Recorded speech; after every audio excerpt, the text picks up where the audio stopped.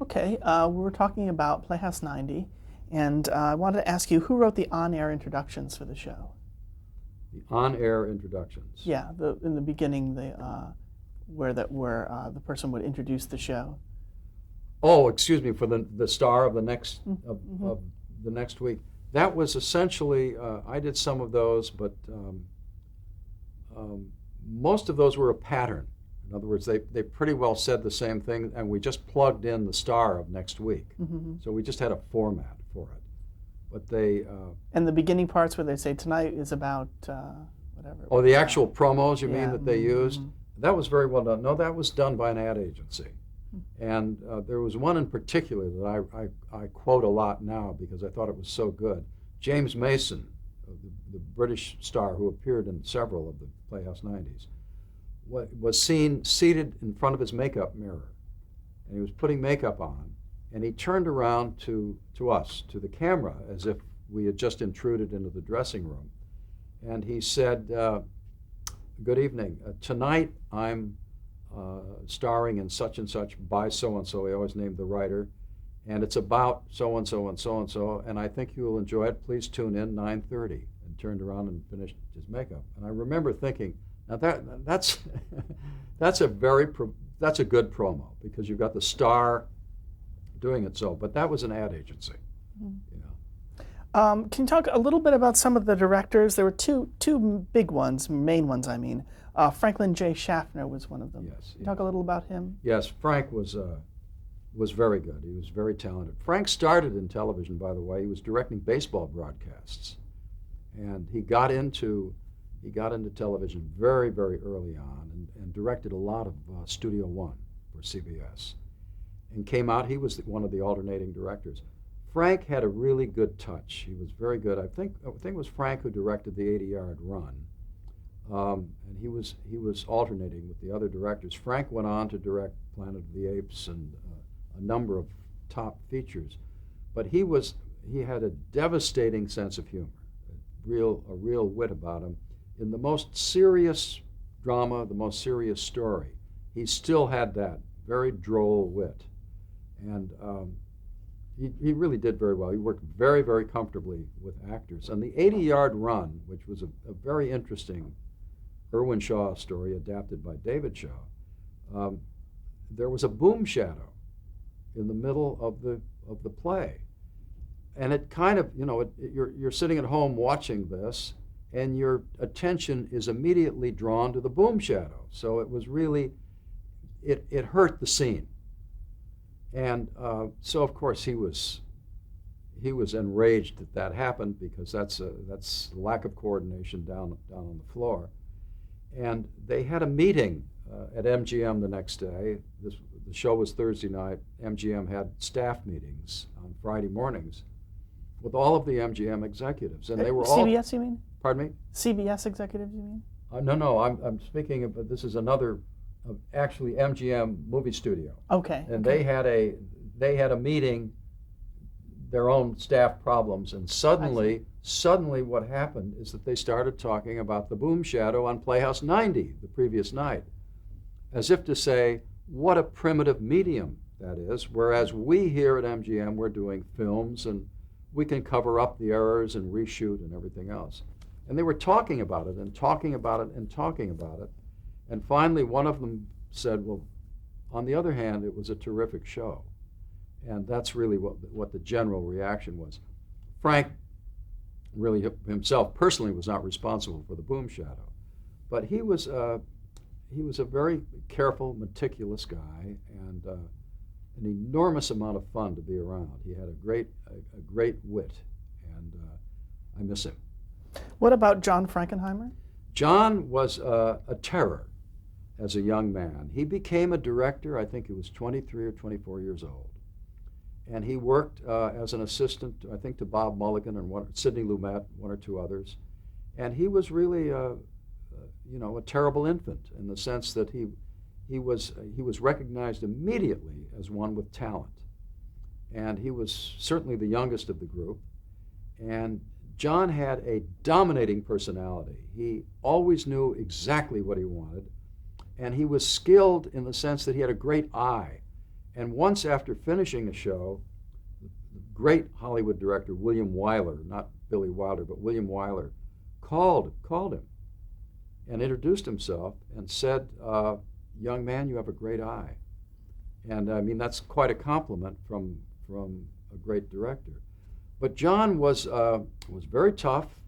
He knew specifically what he wanted, and he rubbed people the wrong way frequently, but he got what he wanted. And what was your relationship with him like during these days? When I was story editor and he was director, it was frequently difficult relationship, because he would not be happy with a certain story or a certain script, and therefore he was very curt with me. But that was the nature of the guy. I understood him. I worked well with him.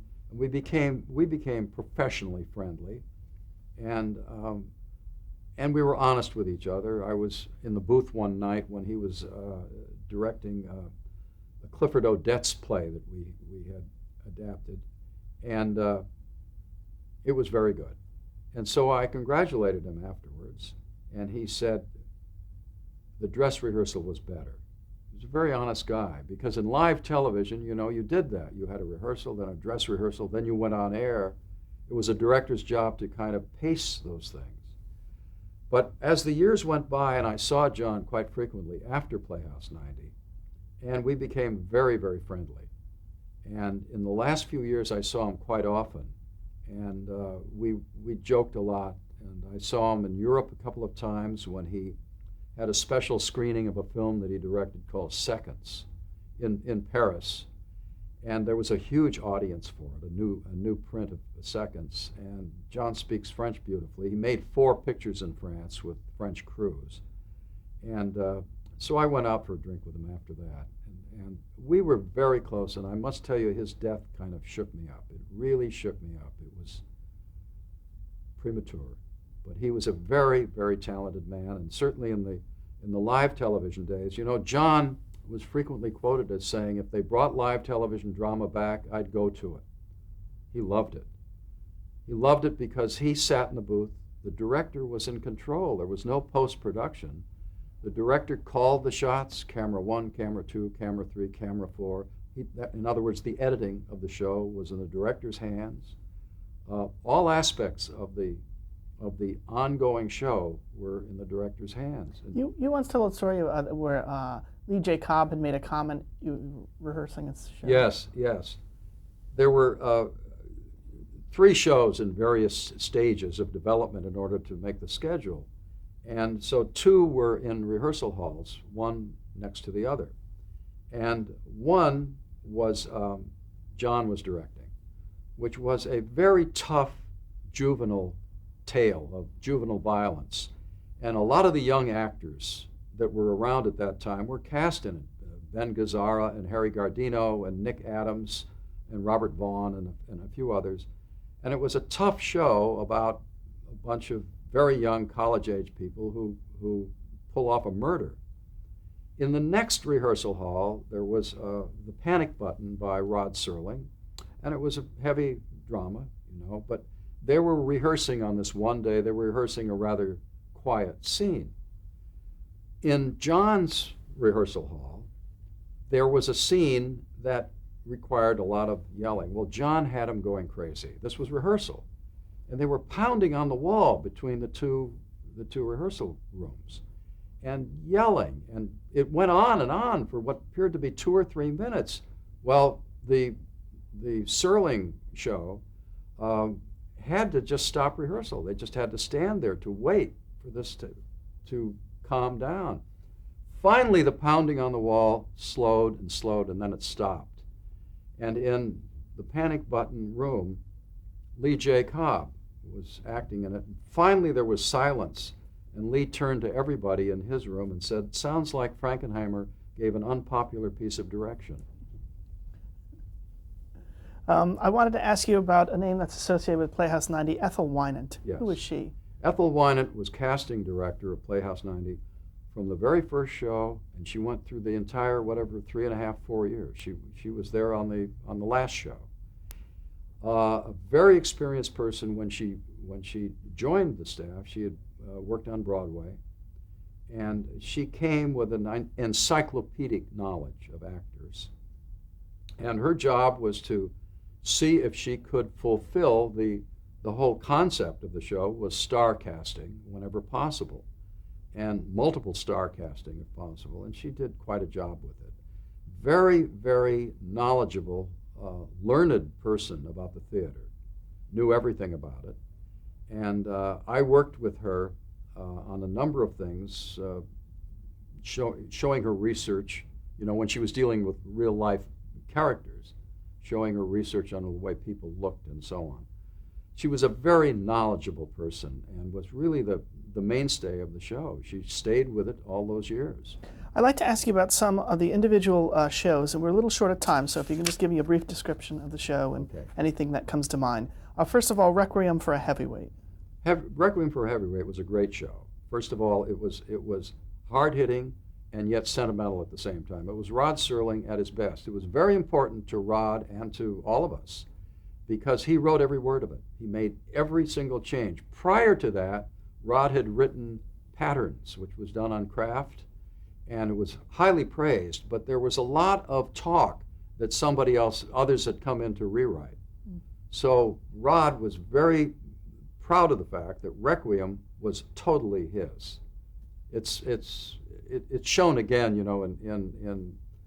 in its kinescope form, but it still stands up. It's a terrific show. What about Eloise? Eloise, in my opinion, was a total disaster. Eloise was based on a very popular book about a little girl that lived in the Plaza Hotel in New York. And Kay Thompson, who was quite famous for doing the voice of the little girl. Kay Thompson was a middle-aged lady. She was a dancer and choreographer, quite well known. And so she sold the rights to Eloise, to CBS, and we embarked on a live television show, and she was going to be Eloise because that's who she was. Except you looked out there on the stage, and there was this middle-aged lady talking with a little girl's voice. So Manulis had a major decision to make. And he said, sorry, you own this, but you're not going to play the part. And he cast a young girl named Evelyn Rudy in the part. Again, my personal opinion, the show just was, I think, a bad show. The Miracle Worker. The Miracle Worker was a great show. William Gibson wrote The Miracle Worker. It was completely his, every thought, every line, and Arthur Penn directed it. And Anne Bancroft, not very well known. Arthur cast her in the lead, Annie Sullivan, and the little girl was played by Patty McCormick. Patty Duke later played it in the theater, and it was a deeply moving and beautifully done show, and everybody was tremendously proud of it, just to be associated with it. It was just a great show. Did you get any word from either Annie Sullivan or Helen Keller about what they thought of it? Well, I think both were deceased. Both were deceased? Yeah, Okay. but people who were aware of their relationship and their careers contacted Bill Gibson, and they really responded to it. They really, really loved it. Arthur later did the show on Broadway, where it was a big hit, and he cast Patty Duke as the little girl, and Anne Bancroft still played Annie Sullivan. And then when Arthur made the movie, he used the same people. Now, how did that play? It was a play that came to you, or it was an No, original? no, it was an original television script by Bill Gibson. It just came across your desk? No, it didn't. As a matter of fact, an agent at the William Morris office in New York, representing William Gibson and Arthur Penn, read it and called Manulis immediately. And Martin read it and just grabbed it. And so the television show was first, then the Broadway play, then the movie. But I was more an observer of that than any participant in it. Was Helen Keller well known at that point? Yes, she was. What about Winter Dreams? Winter Dreams was an F. Scott Fitzgerald short story, and it played very well. John Cassavetes as an actor and the Australian actress Donna Winter. And it was a romance, and it just played well. It was charming and without sentimentality, but it was a straightforward romance. It did honor to the Fitzgerald story. The Death of Manolete? Disaster. It opened the second season. A wonderful writer who himself had been a bullfighter, an American named Barnaby Conrad, wrote the script. And the script was too broad and scrambling, really, for live television. So we got someone else in to redo whole parts of it, and that was Paul Monash. And John Frankenheimer was directing. The show was to open the second season. And we went on the air. Jack Palance, at the height of his career, played Manolete. The actors were mostly American, speaking with American accents. And it attempted too much. It attempted to cover too much ground. And John, who was really this wonderkind of directors, reached too far, in my opinion. And he tried to do a bullfight. So he had a prop man holding up horns, and the camera shot right over the horns, except it didn't quite work. But again, John reached a lot, and more credit to him. But the show didn't work. Cecil Smith, the critic of the LA Times, liked it. He praised it. He thought it had a classic quality. But I was in the booth when that show went on, and I was very upset. You could tell immediately it wasn't wasn't working. It wasn't going to work. The Great Gatsby? The Great Gatsby was the famous Fitzgerald story. My personal opinion, and I'm probably in a great minority, is that it's difficult to adapt any Fitzgerald because Fitzgerald's talent was language, the beauty of language, and he evoked images in our minds. And when you cut that down to what the plot was, sometimes they weren't as interesting. Gatsby has been made into movies several times. We had a live television event on that show. A film actor, Philip Reed, played a smaller role. And he had never worked live television, so he was watching a monitor on the floor while the show was on the air. He was fascinated with what was happening. His cue to leave a scene was the ringing of a telephone. So he heard the ringing of a telephone, and he suddenly realized, oh my God, I'm in that scene. And he rushed past cameras and entered the scene as the phone was ringing, which was his clue to leave, and he turned around and left. So, I mean, it was chaotic. But the actors in the scene, I think Gene Crane and one or two other people, carried on. That was a live television thing. They took his dialogue and improvised it among themselves. Do you remember any other mishaps on live television? Many. Manulis had one on the show Climax where the show was a private eye drama, and the show ended with the private eye shooting the villain. The villain falls dead, and that's the end of the show. Except the villain got up and walked away, not knowing he was still on camera. Those things happened. Any other on Playhouse 90? I don't think of that nature. No. What about the show The Comedian? The Comedian we thought was a terrific show. John Frankenheimer did a great job with that. That was Mickey Rooney at his most explosive, playing a really tough, cynical, sarcastic comic. And it was based on an Ernest Lehman short story, and Rod Serling wrote the teleplay. It was, I thought, a very, very good show. Again, do you remember how that came to your attention? Ernie Lehman's agent. Ernie Lehman's agent submitted it as a short story, apparently being very much aware of its potential. Did the Fitzgerald stuff come about because you were a fan, or just coincidentally? I think we were all fans. Mm-hmm. We were all fans. I certainly was. I think everybody was. And then a story like Winter Dreams, which was a kind of perfect short story, and it had that romantic element. And that I think was the most successful of the Fitzgerald stories. Yes. The last one I want to ask you about is Turn Left at Mount Everest. Oh, yes. I wrote that. It was originally based on a play by Lowell Barrington, and we called in Marion Hargrove to write the teleplay, who was a very well-known writer. He'd written See Here, Private Hargrove, which was a GI story, a bestseller. And he came in and he wrote an adaptation of the play, and it didn't work for many, many reasons. And we were up against it, which happens in live television. We had to have a show. So I told Martin, you know, I was in the Air Force. I have a feeling for the GI world. So I wrote, within a week, the 90-minute teleplay. And I must say it was funny. It was a funny read. Anyway, we proceeded with it. Dan Petrie Sr. Directed, and a guy who was very hot at the time for other things. Fess Parker played the young lead. And we had Peter Lorre in it and Paul Ford. It was very good.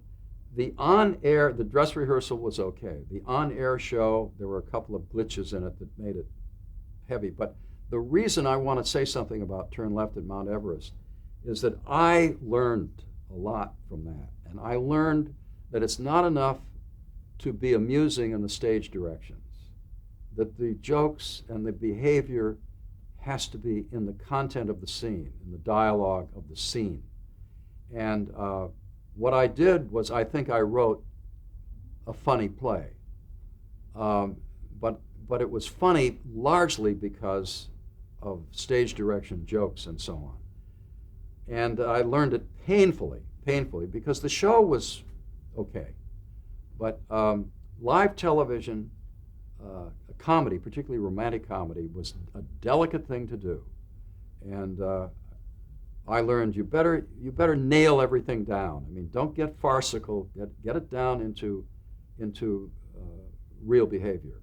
So I walked away from that with my tail between my legs. Can you talk about the filmed replacements that were done? Did you or the Manulus crew have anything to do with them? We had nothing to do with them, nothing whatsoever. They were simply inserted into the lineup by CBS. We did not know the subject matter. Why were they done? Why? To relieve Playhouse 90 of that really crushing week-to-week schedule. And it was so tough. We were right on it each week. You know, we didn't have a big backlog. And so CBS made that decision of every fourth week or fifth week, whatever it was, that they would put in a film that was made by Columbia Screen Gems. And it was quite different. The films they had a different look, different style, different storytelling, just a different presentation. Now, you were on for the first two seasons? First two seasons. And then you left from there, or no? Yes. When Martin left, I left. Mm-hmm. Martin left, he went to Fox. I left. I stayed at CBS for a while to try to be a transition. What did you do during the transitional period? Well, mostly I met with the new people coming in very briefly. Herb Brodkin came in with Buzz Berger as his story person. Fred Coe came in with Bo Goldman, who became a great screenwriter. And John Houseman came in with Judd Kinberg. And Peter Kortner used a couple of people. But when Martin left, I left. The crew remained, the wonderful CBS camera crew and so on. They remained. Ethel Wynant remained. They all wanted her to stay. And from a story standpoint, did you have anything to do with the later shows like Judgment at Nuremberg? No, I didn't. I had met with Brodkin and Abby Mann because I was there as a transition to try to give them what material that I had, but I really didn't. That was Abby's work with Herbert Brodkin. What is the legacy of Playhouse 90? I think the legacy is really quality dramatic shows in prime time, and that legacy remains. Now, I have to say, I think cable today does some wonderful stuff, but in the principal network material, they are very reluctant, obviously, to put on anything like a Playhouse 90. The 1-hour shows, in my opinion, in recent years, many have been excellent. They're 10 o'clock shows, and they really have been well done. But I really like to think that Playhouse 90 years ago has been remembered for that reason of quality dramatic work in prime time, network prime time. You did a show called, around this time, called Hotel de Paris. If you can just briefly tell me what that is and what your experience was like. That was a flop. Hotel de Paris was a real hotel outside of Denver where Western people lived and traveled and so on. And the title, Hotel de Paris, tells you the pretension of the place. They tried to be elegant and European and so on. But I went up there for research, and very nice people were running it, and it was great. And I came back with a whole load of history, which was put aside because what CBS really wanted, very understandable, was a very tough action Western, because Westerns were very popular. Hotel de Paris, despite everybody's passionate efforts, just didn't work. Now, how did you come to get involved with The Twilight Zone? I had been working with Rod on Playhouse 90. When Rod had started Twilight Zone, it was successful, and he was getting a little overwhelmed. So he called me, knowing I was still at CBS. He called me and said, I want to get you over here. I need some help. The show needs some story help and so on. Not for him, but to try to find other sources of story material. So I went over there. Buck Houghton was the producer, but that was it. It was my working relationship with Rod from Playhouse 90. And what was your job title? I'm pretty sure it was associate producer, but that was a grand title. I mean, I was. What were your main responsibilities? Finding stories. That was really what I had to do. Although I did some other work with Buck Houghton, the producer, such as selecting locations on occasion and so on. I was there really to help him out, but my main thrust was find stories.